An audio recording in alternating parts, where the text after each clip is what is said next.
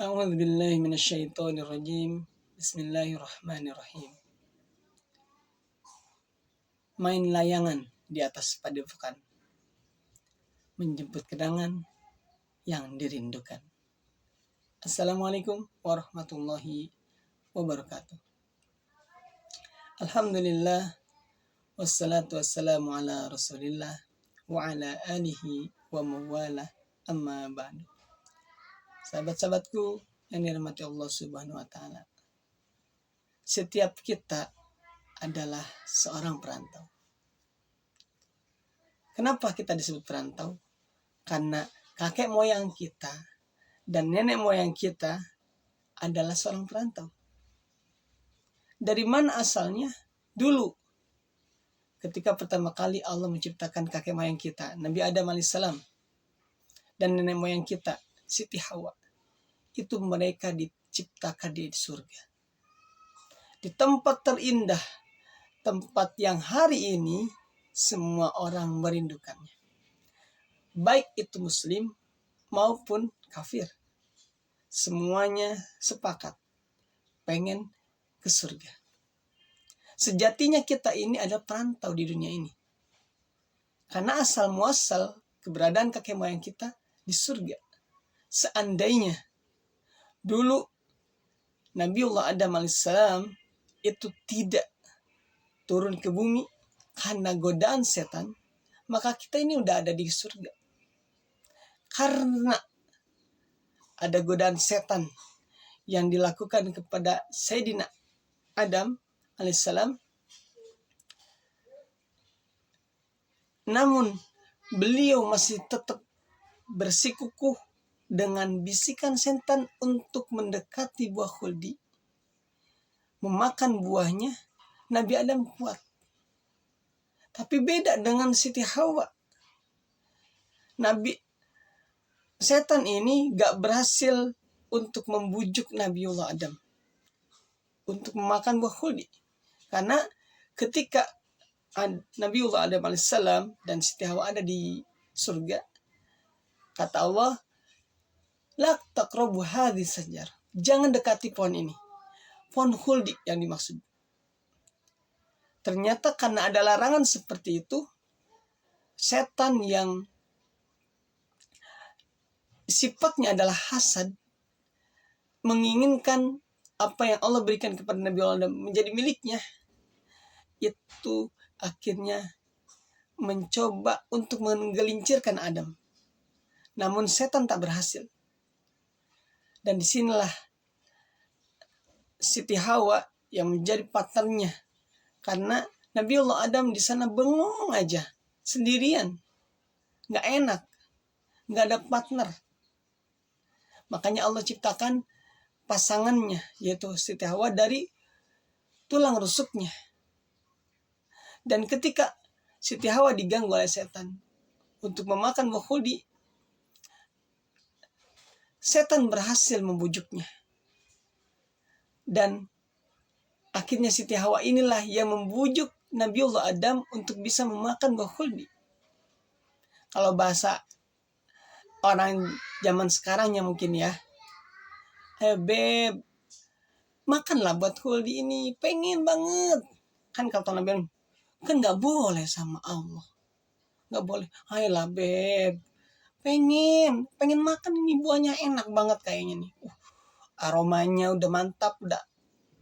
Setan nih udah bisikin yang bikin Siti Hawa pengen banget. Hingga akhirnya Nabiullah Adam alaihissalam luluh hatinya. Sehingga akhirnya dimakanlah buah khuldi bareng-bareng. Nabiullah Adam makan, Siti Hawa pun makan. Kalau ketika Nabiullah makan dan Siti Hawa makan, langsung ingat dengan perintah Allah sehingga kalau Nabiullah Adam buah khuldi baru sampai di tenggorokan, makanya sekarang kalau laki-laki ada ininya jakung ya, jakungnya nih. Ini adalah buah khuldi dulu, kenangan ini, kenangan dari surga dulu. Kalau perempuan ya di sini, di bagian dadanya, yang makanya ada dua dua tanda bahwa kita ini adalah perantau dari surga. Yang pertama, kalau laki-laki ini, kalau perempuan di dadanya.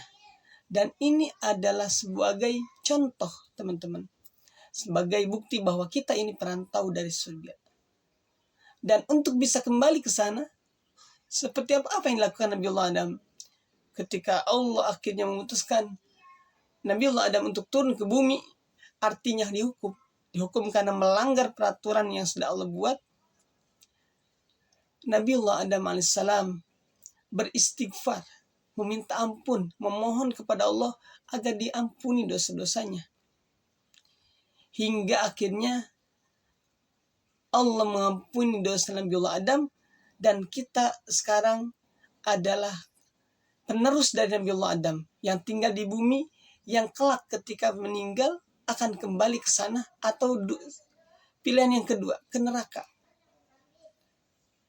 Ketika iblis sudah divonis untuk turun ke bumi karena dia tidak mau sujud ke Nabiullah Adam, iblis sudah berjanji bahwa ia akan mengganggu semua keturunan anak Adam kecuali orang-orang yang ikhlas, yaitu yang dia ikhlas melakukan amal kebaikan karena Allah semata. Hanya orang-orang yang ikhlas yang bisa selamat dari bisikan-bisikan setan yang senantiasa menginginkan mereka untuk mengikutinya ke dalam neraka jahanam. Sahabat-sahabatku yang dirahmati Allah Subhanahu wa taala, rindu akan pulang kampung, rindu pulang itu wajar. Karena kayak sekarang nih, kita apalagi bulan Ramadan ya.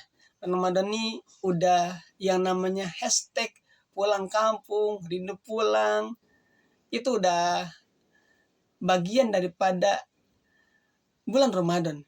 Karena nanti di ujung nih, terutama di 10 hari terakhir, udah berbondong-bondong. Jangankan 10 hari, dari sekarang aja tiket ada yang udah habis. Kemarin teman bilang, aduh pengen pesen tiket ke Bandung, kereta api, udah habis. Entah kapan habisnya, baru masuk 10 hari terakhir Ramadan. Udah habis. Apalagi yang ke Jawa, ke sana, yang keluar kota, naik pesawat. Tiket ini biasanya per 3 bulan sudah di booking. Ini dilakukan karena udah rindu dengan pulang kampung. Pengen pulang ke tempat kediaman, ke kampung halaman, ketemu ayah, ibu, sanak saudara, tetangga, dan sebagainya. Dan ini emang momennya. Nah, ketika pulang kampung, apa yang harus disiapkan? Pasti tidak mungkin kita pulang kampung itu tanpa membawa apa-apa. Pertama, motor harus siap. Kalau misalkan touring, dengan motor diservis dulu. Kalau mobil, servis dulu mobilnya. Dibikin semuanya aman, terkendali, sehingga perjalanan bisa lancar. Tentu untuk di perjalanan ada yang namanya makanan. Dan tak lupa yang terakhir, oleh-oleh. Oleh-oleh dari tempat perantau untuk menuju ke kampung halaman. Biasanya yang di kampung halaman nungguin.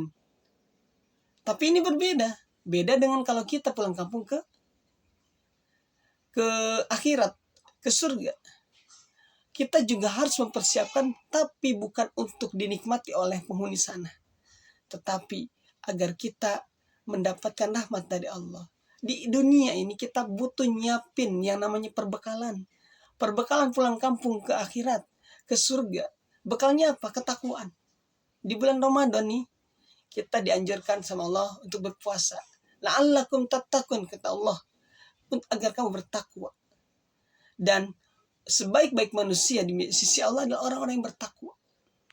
Allah tidak melihat rupanya, hartanya, dan sebagainya, jasadnya. Yang Allah lihat adalah satu. Inna akrabakum indallahi atqakum.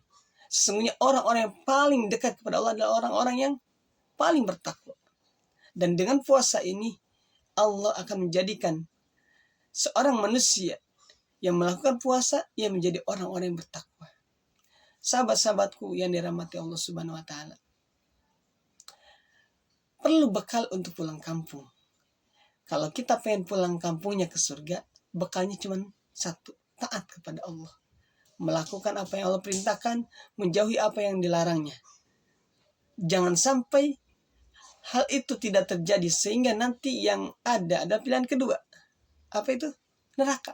Cuma dua, surga dan neraka. Pulang kampungnya mau kemana? Kita nggak pernah ngerasain nama surga, neraka, nggak pernah. Karena dulu Nabi Adam diciptakan di surga, turun ke bumi dan akan kembali ke surga.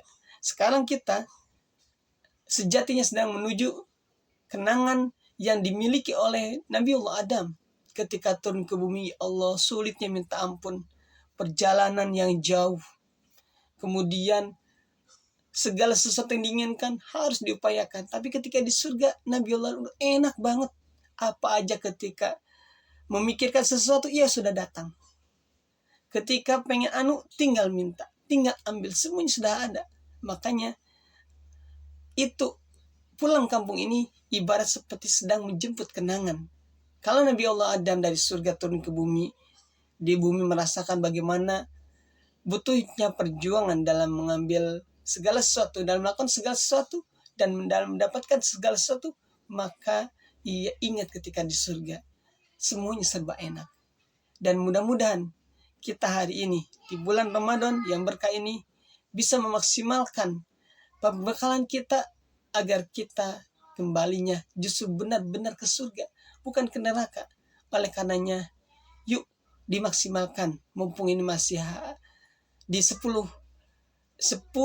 Ramadan kedua. Kita masih bisa memaksimalkan tilawah kita, sedekah kita, sholat kita, kemudian menuntut ilmu kita, agar apa? Agar nanti ketika di akhir Ramadan kita benar-benar bisa kembali fitri, dan ini yang menjadi perbekalan kita untuk bisa kembali ke kampung halaman kita. Semoga kerinduan kita untuk kembali ke kampung halaman surga Allah bimbing, Allah tuntun, dan Allah berkahi sehingga kita memiliki kekuatan dan kemampuan serta kemudahan dalam menjalankan misi pulang kampung ke surganya Allah Subhanahu wa taala. Barakallahu fikum, kebaikanmu adalah kebahagiaanmu. Wassalamualaikum warahmatullahi wabarakatuh.